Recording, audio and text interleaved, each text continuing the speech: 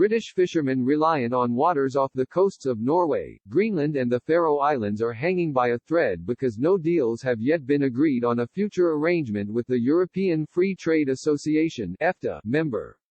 The Kerkella, which belongs to Hull-based UK Fisheries Limited, is preparing to head north to do some fishing off Svalbard after weeks moored up without being able to sail as a result of the expiration of existing agreements with the individual countries which came as part of EU membership.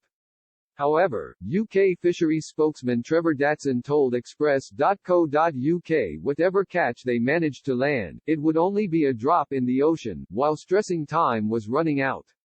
Referring to the trip, he explained, "Does that mean the danger to distant waters fishing is over? Not at all, unfortunately. This trip is a sticking plaster. Yes, we have a license for this trip, but this isn't anything like enough to keep distant waters fishing afloat. It's about 10% of what we would have been allowed to fish under the pre-Brexit regime."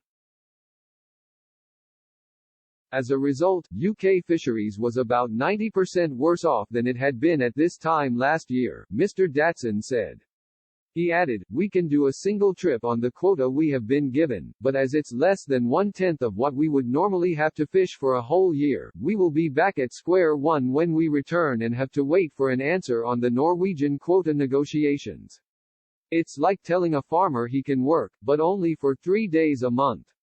Previously the Kerkella would have been able to set sail with the crew safe in the knowledge that they could fish in either Norwegian or Svalbard waters for what is essentially the same fish, but which might turn out to be closer to the Norwegian coastline at this time of year.